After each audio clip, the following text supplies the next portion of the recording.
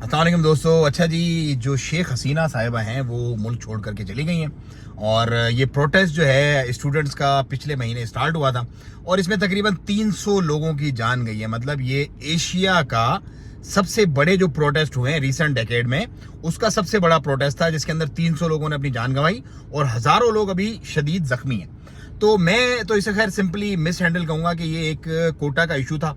Government job में veteran को only दिया जाता था, तो उन्होंने कहा कि भाई हमें भी कोटा दिया जाए। स्टूडेंट्स ऑफ कोर्स बढ़ती हुई आबादी है, बढ़ते हुए मामला हैं, तो उनको कोटा मिलना चाहिए। बहरहाल वो उनकी एक कंट्री का मामला है, उनकी कंट्री का एक देखना है कि किस तरह से उन्होंने किया। बट आई वुड से कि ये मामला मिस हैंडल हुआ है, इसको अफहाम और तफहीम से बैठ के समझा दिया जाता था। लेकिन ये ऑफ कोर्स देखो, जितने भी जमहूरी ममालिक है ना, उनमें एक फ्रस्ट्रेशन होती है।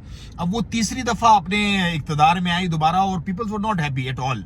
क्योंकि देखो जमहूर जो है ना, जमहूरियत, अब देखो पाकिस्तान और इंडिया के टाइम पे क्या हुआ था। मतलब ईस्ट इंडिया कंपनी पूरा इंग्लैंड राज कर रहा था पाकिस्तान इंडो पाक पे। बट जब लोगों ने ये तहैया किया कि हमें निकलना है तो वो निकले, जाने भी गई हजारों लोग। तारीख की सबसे बड़ी हिजरत वो हुई थी और हजारों लोगों ने अपनी जाने दी। बट लोग जब निकलते हैं तो फिर उसको नोबडी कैन स्टॉप देम। तो वही हसीना वाजिद साहिबा के साथ हुआ कि उनको फिर जाना पड़ा छोड़ करके अपना मुल्क।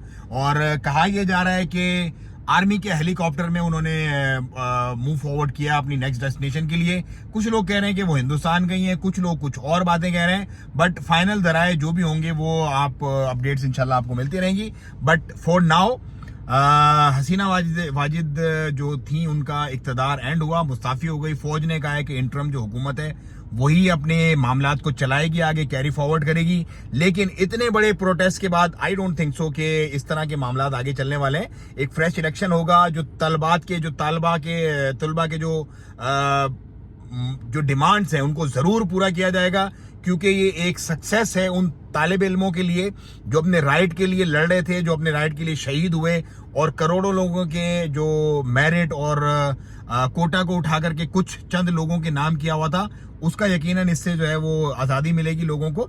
और ये एक पुरअमन एहतजाज जो है वो हर मुल्क के हर शहरी का एक हक है।